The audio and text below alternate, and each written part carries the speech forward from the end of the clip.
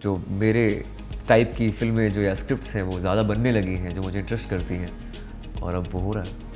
अगर वक्त मिले तो मैं गाना और गाना चाहता हूँ, लिखना चाहता हूँ। वो शायद मेरा एक पहलू है वो जो मिस हो रहा है। हेलो फ्रेंड्स, मैं हूं शिखा धारीवाल और आज हमारे साथ एक ऐसी शख्सियत हैं जो अपनी फिल्मों से ना सिर्फ हमें एंटरटेन करते हैं बल्कि बहुत इंस्पायर भी करते हैं। जी बिल्कुल, मैं बात कर रही हूं आयुष्मान खुराना की, जिनकी फिल्म अनेक रिलीज हो चुकी है। तो चलिए बिना देर के इनसे बातचीत का सिलसिला शुरू करते हैं। आयुष्मान, क्या लगता है कि दिल से के बाद एक लंबे वक्त के बाद नॉर्थ ईस्ट के बैकड्रॉप पर फिल्म आई है अनेक, तो किस तरह आप इसे देखते हैं? लगता है कि जो देश की ये टेरिटरी है, ये फिल्म इंडस्ट्री और बड़े पर्दे से अभी भी बहुत दूर है? देश की टेरिटरी से इस देश की जो पूर्वोत्तर राज्य हैं, जो नॉर्थ ईस्ट है, ये सिर्फ बॉलीवुड ही नहीं बल्कि हमारी मेन स्ट्रीम मीडिया भी बहुत दूर है।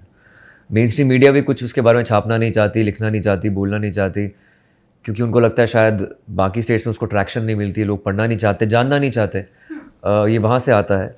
तो आई थिंक ये एक रिस्पॉन्सिबिलिटी बन जाती है हमारी फिल्म इंडस्ट्री की। मतलब मैं सिनेमा फॉर चेंज में बिलीव करता हूँ कि आपको सिनेमा बनानी चाहिए ताकि कुछ समाज में परिवर्तन लाया जा सके, कुछ बदलाव लाया जा सके। तो इसके लिए ज़रूरी था ये फिल्म को देखना। अनेक जो है वो नॉर्थ ईस्ट में बनी है, लेकिन उससे रिलेट सब लोग कर पाएंगे इन अ वे। किस तरह से इसकी शुरुआत हुई? मैं अनुभव सिन्हा से काफ़ी, मुझे लगता है कि हमारी एक कार्मिक कनेक्शन है हमारा, कि हम अक्सर ये काफ़ी विषयों पर बात करते रहते हैं, सब्जेक्ट्स पर बात करते हैं, किस पे फिल्में बन सकती हैं। मुझे उनकी आने वाली फिल्मों के बारे में पता है कि किन सब्जेक्ट्स पे वो फिल्में बना रहे हैं। तो ये एक ख़ास दोस्ती है हमारी, और मुझे लगता है कि सोशल पॉलिटिकल इश्यूज़ पर उनकी एक कमांड है और जो हमें यूटिलाइज़ करनी चाहिए हिंदी फिल्म इंडस्ट्री में, और यहाँ से अनेक का आइडिया उत्पन्न हुआ था।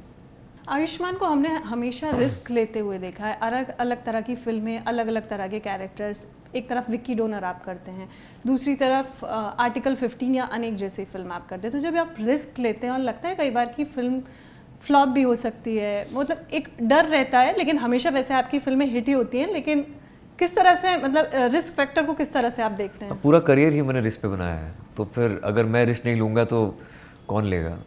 तो मुझे लगता है जब तक इस किसी सब्जेक्ट में, किसी कॉन्सेप्ट में वो रिस्क फैक्टर ना हो, कुछ अलग ना हो, क्योंकि हमेशा आप पॉपुलर बिलीफ के विपरीत जब आप कुछ बनाते हैं तो रिस्क हमेशा रहेगा, और मैं हमेशा पॉपुलर बिलीफ के विपरीत ही कुछ करना चाहता हूँ। इतनी अच्छी आपकी फिल्मोग्राफी है, जब हम देखते हैं इतनी सारी हिट फिल्में, मतलब एज ए रेडियो जॉकी अपने अपने करियर को शुरू किया था, किस तरह से देखते हैं जब फ्लैशबैक में देखते हैं अपनी जर्नी? बहुत खूबसूरत जर्नी रही है, बहुत हर्डल्स और बहुत ऐसे मोमेंट हैं जो शुरुआती दौर से मुझे याद रहे हैं। चाहे वो मेरे खुद के इंटरव्यूज़ जो मैंने लिए थे, आमिर सर के साथ एक इंटरव्यू लिया था, उसमें बहुत कुछ सीखने को मुझे मिला था। आई थिंक 2007 या 8 की बात होगी, तब मैं टेलीविज़न पे एंकरिंग कर रहा था, तो उनकी गजनी फिल्म आनी थी, तो तब उनसे सीखा था मैंने कि स्क्रिप्ट कितनी ज़रूरी होती है, क्योंकि गजनी का उन्होंने ओरिजिनल देखा नहीं था, साउथ की रीमेक थी, लेकिन फिर भी उन्होंने बस स्क्रिप्ट पढ़ी थी और उस पर रिएक्ट किया था। तो ये मन में बात मैंने सोच ली थी, अगर एक्टर बनूंगा कभी तो मैं, अगर साउथ का रीमेक करना पड़ गया तो मैं कभी फिल्म ही देखूंगा, स्क्रिप्ट सुनूंगा या पढ़ूंगा। तो शुभमंगल सावधान के साथ मैंने यही किया था, मैंने ओरिजिनल फिल्म नहीं देखी थी, सिर्फ स्क्रिप्ट पे ही अपनी राय प्रकट की थी और फिल्म हुई। मतलब जब आप इंटरव्यूज़ करते थे तो आपके सबसे फेवरेट एक्टर कौन होते थे, जिनका आपको इंटरव्यू करने में बहुत मज़ा आता था, जो अभी तक भी याद है? इतने इंटरव्यूज़ मैंने नहीं किए, इनफैक्ट मैं शाहरुख सर का इंटरव्यू करते करते रह गया था, रेडियो जॉकी जब मैं था। लेकिन उसके बाद मैंने बाकी actors, I think Ajay sir का इंटरव्यू लिया है, काजोल मैम का लिया है, और बाकी इंटरव्यूज़, काफ़ी इंटरव्यूज़ लिए हैं मैंने। 10 साल हो गए आपको इंडस्ट्री में, प्रोफेशनली और पर्सनली लाइफ कितनी चेंज हुई है? वक्त की कमी रहती है, बस वो बैलेंस करना मुश्किल हो जाता है पर्सनल और प्रोफेशनल लाइफ को।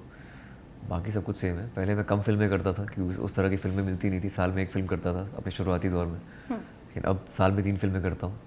अब जो मेरे टाइप की फिल्में जो या स्क्रिप्ट्स हैं वो ज़्यादा बनने लगी हैं, जो मुझे इंटरेस्ट करती हैं, और अब वो हो रहा है। करियर तो आपका बुलंदियों पर है, बट ऐसी कोई बात लगती है जो कि चुभती है, कि ऐसा लगता है कि बहुत पीछे छूट गई है?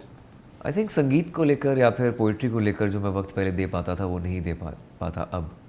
जब साल में 3 फिल्में रिलीज़ होती हैं, अब 6 महीने घर के बाहर होते हैं, तो वो मैं देना चाहूँगा। अगर वक्त मिले तो मैं गाना और गाना चाहता हूँ, लिखना चाहता हूँ।